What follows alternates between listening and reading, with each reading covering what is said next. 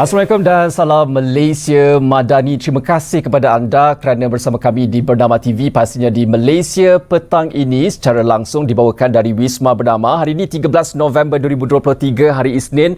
Masih lagi bercuti kebanyakan rakyat Malaysia sempena dengan sambutan hari Deepavali yang berlangsung semalam. Dan kepada anda yang ingin memulakan perjalanan pulang ke kota ataupun sedang dalam perjalanan, berhati-hatilah di jalan raya. Anda masih lagi boleh bersama kami, menonton kami secara langsung ini pastinya di Facebook kami, iaitu di Facebook Bernama TV. Kami juga bersiaran langsung di page tersebut. Hari ini ada satu topik yang cukup menarik untuk kami bincangkan. Kita akan bercerita mengenai wilayah utara di negara kita. Kalau kita bercerita mengenai wilayah utara, pastinya kita akan memikirkan tentang empat negeri yang cukup sinonim dengan utara ini, iaitu Perlis, Kedah, Pulau Pinang dan juga Perak. Sebelum ini kerajaan telah menubuhkan NCER. NCER ataupun Wilayah Ekonomi Koridor Utara, di mana ianya merupakan komitmen kerajaan untuk membantu wilayah tersebut untuk memaksimumkan lagi potensi ekonomi dan juga untuk merapatkan lagi jurang pembangunan dan pendapatan dengan kawasan-kawasan lain di Malaysia, terutama sekali di Kuala Lumpur, di bahagian selatan, di Semenanjung Malaysia dan sebagainya. Jadi ada juga ketika ini akan berlangsung sidang kemuncak SDG Malaysia 2023 wilayah utara, dan seperti yang kita tahu, SDG ialah matlamat pembangunan mampan, kerana kita inginkan pembangunan yang berlaku di wilayah utara ini mengimbangi kelestarian hidup masyarakat setempat, dan juga yang paling penting kelestarian alam sekitar juga turut terjaga. Dan untuk itu kita akan bersama dengan penggerak bagi NCER ini ataupun pihak berkuasa pelaksanaan koridor utara NCIA. Kita akan bersama dengan Ketua Eksekutif NCIA, iaitu Encik Muhammad Haris Kadir Sultan. Assalamualaikum Encik Haris. Terima kasih Encik Haris kerana bersama kami di Malaysia petang ini Encik Haris. Waalaikumsalam warahmatullahi wabarakatuh. Terima kasih NCIA hari ini.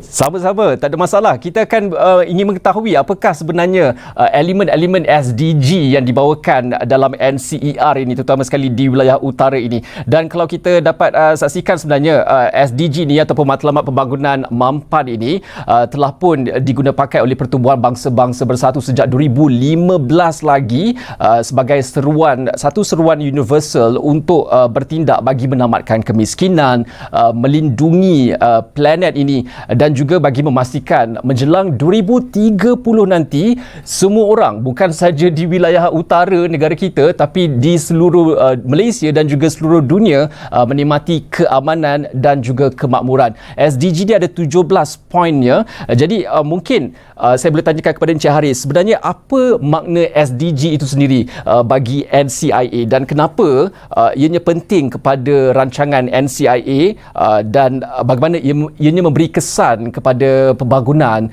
terutama sekali di wilayah utara ini, Encik Haris? Terima kasih Cik Taufik. Sebelum tu saya nak terangkan NCIA telah ditubuhkan pada 2008, di mana dia berdasarkan kepada Akta 687 pihak berkuasa pelaksanaan koridor utara. Tujuan matlamat utama NCIA ditubuhkan adalah untuk mengurangkan jurang kemiskinan dan jurang pendapatan di antara keempat negeri, iaitu dari Perlis, Kedah, Pulau Pinang dan Perak. Itu objektif dia. Dalam objektif itu sendiri, macam tadi Cik Taufik kata, ada jurang kemiskinan. So SDG itu memang dah ada di situ dah. So dari situ kita nampak untuk NCIA, objektif yang kita tengok untuk merapatkan jurang ni, kita akan tumpukan SDG secara berfasa. Fasa pertama kita akan tengok kepada ESG dahulu.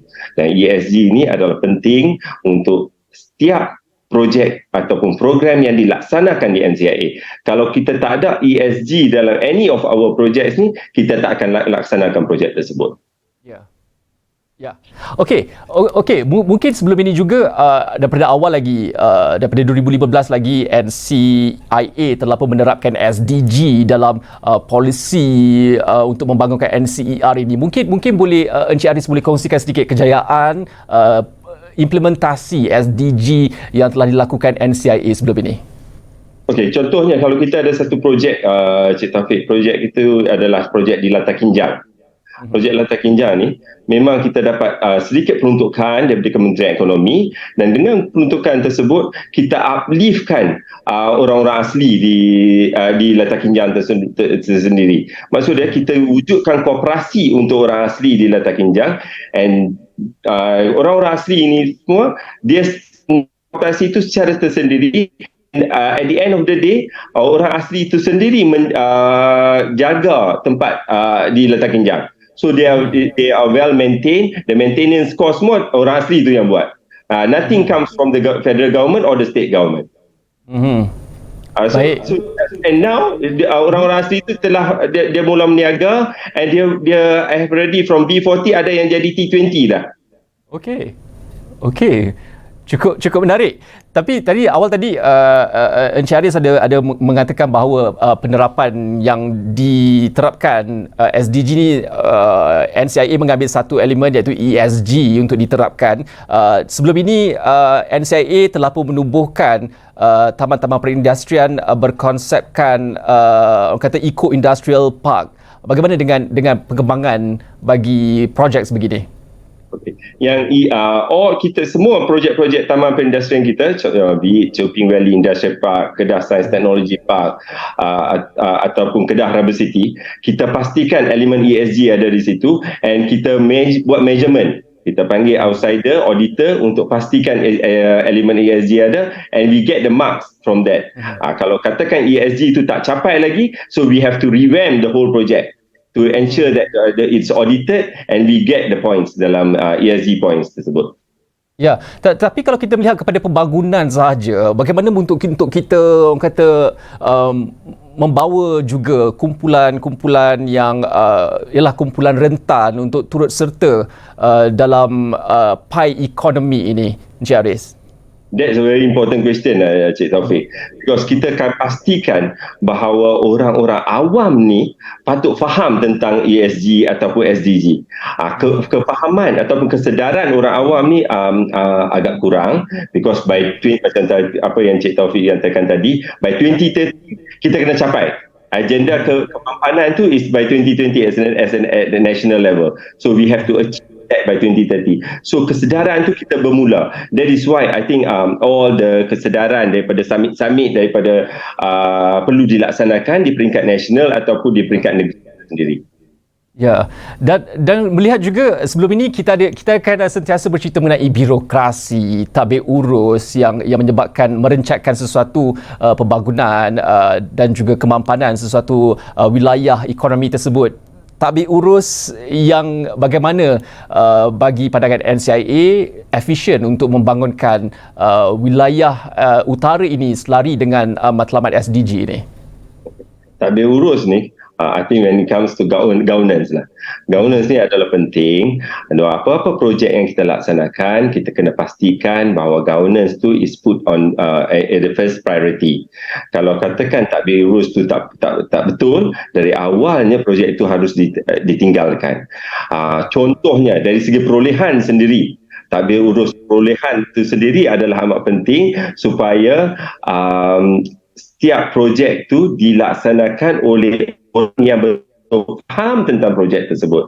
Jadi kalau kita ikut NCIA, takbir urus dia, kita ikut takbir urus daripada Kementerian Kewangan, dan kita pastikan all the elements dalam Kementerian Kewangan tu atau keliling dalam Kementerian Kewangan diambil kira. And satu lagi perkara yang saya nak tekankan di sini, dari segi takbir urus yang telah dilaksanakan, setiap satu projek tu harus dilaksanakan dengan cepat.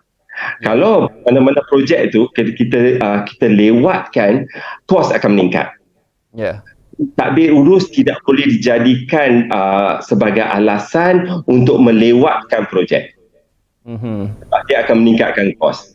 So that element, the balance antara dua ni adalah amat penting, Cik Taufik. Ya. Ya, betul. Orang kata kos boleh burst kan, kalau hanya kerana tak diurus, siapa sangka sebenarnya kos juga boleh melonjak tinggi. Jadi sebenarnya apa faktor utama orang kata kejayaan penggunaan SDG dalam NCER ini, Encik Aris? Kalau kita tengok dalam kalau apa-apa perkara yang kita libatkan SDG, macam saya kata dari awal lagi, kita dah memang ada SDG, cuma kita tak war-warkan saja. Sebab kita dalam setiap projek kita ambil kira tentang B40. 40. Jadi kita bila angkatkan B40 kepada satu level yang lain, satu tahap yang lain, maksud dia using the SDG already. Kita the paradigm from one to the next level untuk pastikan dia keluar daripada kepompong kemiskinan. Jadi bila keluar dari kepompong kemiskinan, secara tak langsung social, because I always believe in this lah. I harap saya tak salah. Bila wujudnya kemiskinan, then the social problem will come along. Ya. Kita keluarkan dari sesuatu kaum atau sesuatu masyarakat tu daripada kepompong kemiskinan, dan kita eliminate the social problem as well. Baik. It is in that way saya nampak lah. Baik, dan strategi yang jelas juga sebenarnya cukup penting, dan NCER juga perlu orang kata ialah menyatakan strategi yang jelas supaya ini lebih difahami oleh semua pemegang taruh, masyarakat, pihak industri dan sebagainya. Adakah orang kata strategi yang jelas ini merupakan faktor utama bagi kejayaan SDG bagi NCER?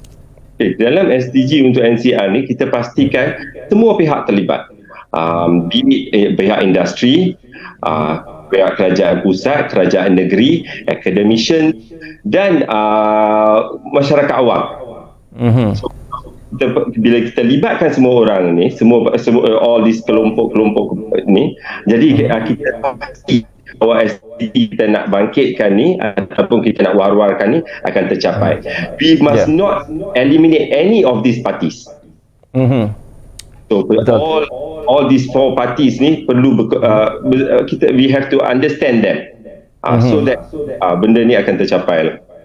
Ya, dan saya pasti kita sebenarnya hari ini nak bercerita mengenai sidang kemuncak SDG Malaysia 2023 wilayah utara, dan pastinya sidang kemuncak itu merupakan satu platform bagi mewar-warkan kepada terutama sekali masyarakat di wilayah utara dan juga pemegang-pemegang taruh yang berada di wilayah utara, dan memberikan kesedaran tentang strategi-strategi yang ada. Sebelum kita menyentuh mengenai sidang kemuncak itu, mungkin Encik Haris boleh kongsikan tentang cabaran yang dihadapi oleh NCIA sendiri bagi ialah pembangunan yang lestari di kawasan ataupun koridor wilayah utara ini, Encik Haris.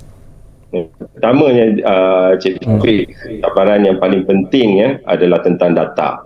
Kadang-kadang kita tahu kita dah capai SDG, tapi data macam mana kita nak tahu sama ada kita capai atau tidak? The 1,000 million questions lah. Kita rasa kita capai dah, but when the auditors come to check, kita tak capai lagi. So what dia tak ada, it's very subjective. For now it's very subjective, but now we are trying to overcome those things.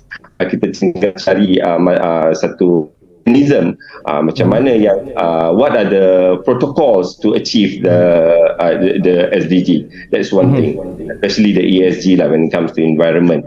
Satu lagi yang cabaran adalah of course kewangan, because bila kita nak capai kita nak bangkitkan ataupun nak masukkan elemen-elemen ESG ataupun SDG, cost akan meningkat.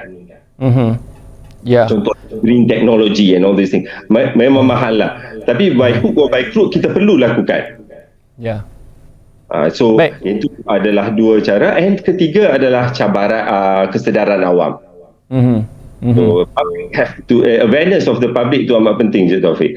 Jadi kalau tak faham, banyak mana kita buat pun memang it doesn't go to their mind lah, and their heart. Ya, dan namun NCIA masih lagi committed kiranya untuk orang kata meningkatkan lagi kesedaran dan juga kefahaman, mendidik masyarakat tentang SDG, implementasi SDG ini. Betul. Kita terapkan daripada peringkat sekolah lagi. Kita ada program akademik kita. Di dalam program akademik itu sendiri kita terapkan ESG, SDG. Jadi from the school kita dah start dah. So when they grow, dia akan faham lah secara atasnya. Will be, I hope student-student ni akan bercerita dengan parents dia orang, especially parents kat kampung, supaya dia faham kepentingan ESG dan SDG, because it's for the environment and untuk semua orang. Baik, itu dia data kewangan ataupun kos dan juga kurangnya kesedaran dan juga kefahaman awam tentang SDG ini menjadi cabaran bagi pihak NCIA ketika ini tentang SDG ini. Jadi Encik Aris, agaknya apakah trend utama yang dilihat NCIA untuk SDG di Malaysia, Encik Aris? Saya nampak macam sekarang ni, I think especially in the urban areas, memang dah ada kefahaman dan kesedaran tersebut. Cuma kita perlu supaya benda yang sama diwar-warkan ke seluruh masyarakat, terutamanya di suburban dan di rural areas. Kampung-kampung, kesedaran tu amat penting. Dan kita, contohnya lah, basic Cik Taufik, pembakaran secara terbuka. Benda tu sebab di kampung selalu kita bakar sampah-sampah petang-petang and all these things. Those things pun perlu dikurangkan. And another thing is, kalau kita nak buat pembuatan ni pun, pembuatan high-end EV, we to go to that already. Baik. So baik, kita hanya tinggal beberapa bulan saja untuk meninggalkan 2023 ini. Namun saya rasa sebenarnya tak terlalu awal juga untuk saya tanyakan kepada Encik Aris, apakah outlook bagi pertumbuhan wilayah utara ini untuk tahun 2024 melalui kacamata NCIA sendiri? Untuk 2024 ni kita ada banyak projek-projek dan program-program yang akan dilaksanakan di keempat negeri yang telah diluluskan oleh Kementerian Ekonomi. Projek-projek dan program-program ini kita akan pastikan sama ada program ataupun projek ini berteraskan kepada ESG dan SDG. Dan program-program ini akan pada dasarnya akan meningkatkan tahap pembangunan ataupun sosioekonomi masyarakat di luar bandar, supaya dia selaras dengan ataupun dia akan mengurangkan gap antara di peringkat wilayah tengah dan peringkat wilayah utara. Jadi kalau kita tengok di wilayah utara sendiri, Cik Taufik, saya ada 4 negeri, iaitu macam sebut tadi, Perlis, Perak, Kedah dengan Pulau Pinang dan Perak. Penang is in a different league already, comparatively to the other 3 states. Malah kalau kita tengok Penang, dia above the national level. Dia punya GDP dan pendapatan per kapita. Whereas the other 3 states ni, the gap is still huge. Jadi and kalau kita nak tingkatkan ketiga-tiga state ni, Penang has to be stagnant. Tapi Penang is not stagnant. Penang is also moving. So we have the other 3 states ni, kita perlu percepatkan peningkatannya. That is kita akan pastikan program-program dan projek-projek kita itu berteraskan untuk mengurangkan gap tersebut, Cik Taufik. Ya, kerana kata mengurangkan jurang pendapatan, jurang kekayaan itu juga merupakan antara elemen ataupun tujuan utama SDG ini, iaitu Matlamat Pembangunan Mampan yang diasaskan oleh Pertubuhan Bangsa-Bangsa Bersatu itu sendiri. Baik, kita dah bercerita mengenai sidang kemuncak SDG Malaysia 2023 wilayah utara ini. Cukup menarik sebenarnya sebab bagi mereka yang sedang menonton ini, terutama sekali yang tinggal di bahagian utara, mereka juga ada yang tertanya apakah bagaimana mereka boleh dapat memahami lebih lanjut lagi mengenai SDG ini, terutama sekali di wilayah utara. Mungkin Encik Aris boleh terangkan sedikit bilakah sidang kemuncak ini akan berlangsung, Encik Aris? Sidang kemuncak summit SDG ini, Cik Taufik, kita bekerjasama dengan kerajaan negeri, dengan kerajaan pusat, terutamanya Kementerian Ekonomi dan Universiti Teknologi Petronas, yang akan dilaksanakan ataupun dijalankan pada 16 hari bulan November 2023, bermula pada 9.30 pagi hingga 5.30 petang. akan ada banyak perkara yang akan dibincangkan, antaranya topik-topik yang menarik tentang SDG. So ia dibuka kepada orang ramai, hadir. Kita juga boleh tengok wildlife live juga. So tapi kita encourage people to come to the event, Cik Taufik. We want as many participants as possible untuk hadir pada 16 hari bulan ni. And it's open to public and it's free of FOC. Okey. Dan akan berlangsung di mana itu, Syaris? Universiti Dewan Chancellor Universiti Teknologi Petronas Tronoh. Okey, di Dewan Chancellor Universiti Teknologi Petronas UTP Tronoh Perak. Tapi ada juga yang mungkin tertanya jugalah, apa sebenarnya objektif utama sidang kemuncak SDG Malaysia 2023 wilayah utara ini, Charis? Objektifnya, satu yang asasnya adalah kesedaran kepada masyarakat, dan dua, dia selaras dengan agenda kemampanan 2030 di peringkat nasional. Jadi tujuan ni kita akan laksanakan sidang kemuncak Summit SDG ni, dan kita akan pastikan bahawa at least the basic of the understanding of SDG ni dapat diterapkan kepada masyarakat. Okey, dan fokus universiti. That is why university, because we want the students to participate as well. Baik, dan fokus yang akan dibawakan melalui sidang kemuncak ini, Encik Haris? Ada speakers tertentu, dan one of them mantan Menteri Ekonomi Datuk Seri Nusri Mohamad akan menjadi one of the forum speakers, and ada speaker daripada United Nations juga, and other well-known speakers will be addressing will be participating in this event. Baik. Itu terdiri daripada siapakah yang akan memberikan orang kata maklumat-maklumat ataupun ceramah dalam SDG ini sendiri, tapi tumpuan isu-isu apa yang akan dibawa melalui sidang kemuncak SDG Malaysia 2023 wilayah utara ini, Syaris? Tumpuannya kita akan pastikan satu tentang kemiskinan, satu lagi tentang environment itu sendiri, dan satu lagi perkara lagi antaranya adalah tentang tata kelola. Okey, menarik. Tadi awal tadi Cik Haris ada cakap bukan saja, ialah sebenarnya semua orang boleh menyertai sidang kemuncak ini, dan terbuka juga, boleh pergi ke UTP pada 16 November ini, dan juga boleh orang kata mendaftar melalui pautan digital yang akan disiarkan di platform media sosial NCER juga. Tapi mungkin ada yang tertanya-tanya juga, kenapa saya perlu hadir? Kenapa saya sebagai masyarakat awam perlu hadir untuk sama-sama mendengarkan sidang kemuncak ini? Cik Taufik, kalau kita tak faham lagi tentang SDG ni, sebab masyarakat secara amnya kurang memahami apa itu SDG. We are talking, semua orang bercakap tentang SDG, apa matlamat dan objektif utama SDG ni masih tak berapa jelas kepada masyarakat.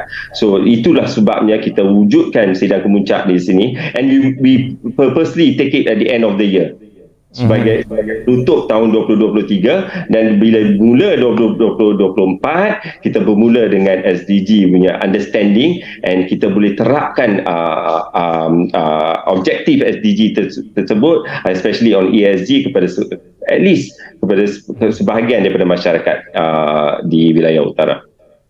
Baik, mungkin ada harapan terakhir daripada Encik Haris berkaitan dengan sidang kemuncak SDG Malaysia 2023 wilayah utara ini, dari segi penganjurannya, pengisiannya dan sebagainya, Encik Haris? Kalau kita tengok, saya harap insya-Allah sidang kemuncak ini dapat dijalankan, dapat dilaksanakan dengan smooth, dengan lancar. Kita harap ada partisipasi dari pelbagai lapisan masyarakat, terutamanya masyarakat yang golongan-golongan muda dapat hadir ini. Saya juga mengharapkan setakat ni Cik Taufik, registration amat memberangsangkan. Kita 500 participants, tapi setakat ni dah 500 lebih dah. Saya harap everyone can hadir dan kita akan buka lebih. Kalau kita perlu, kita akan buka Dewan Chancellor tersebut can allocate more than that. Kita akan buka lebih ramai, lebih banyak kursi lagi, and I really hope everyone can participate and everyone dapat hadir supaya dapat dalam sebatikan diri dalam diri SDG tersebutlah, Cik Taufik. Baik, apapun saya ucapkan semoga sukses dan juga semoga ianya berjalan lancar sidang kemuncak SDG Malaysia 2023 wilayah utara. Jadi kepada anda, ramai-ramai kita ke Universiti Teknologi Petronas UTP iaitu di Dewan Chancellor di Terengganu Perak pada 16 November ini dari 9 pagi hingga 5.30 petang. Kalau anda tak boleh hadir, jangan risau kerana anda juga boleh menonton sidang kemuncak ini di platform media sosial NCER. Apapun, terima kasih kami ucapkan kepada Encik Muhammad Haris Kadir Sultan iaitu Ketua Eksekutif NCIA di atas penerangan lanjut tentang SDG di wilayah utara ini. Teruskan bersama kami di Bernama TV pastinya untuk perkembangan dalam dan juga luar negara. Apapun dari sungai ke segara, Palestin pasti merdeka. Saya Taufik Isa. Assalamualaikum. Jumpa lagi. Bye-bye.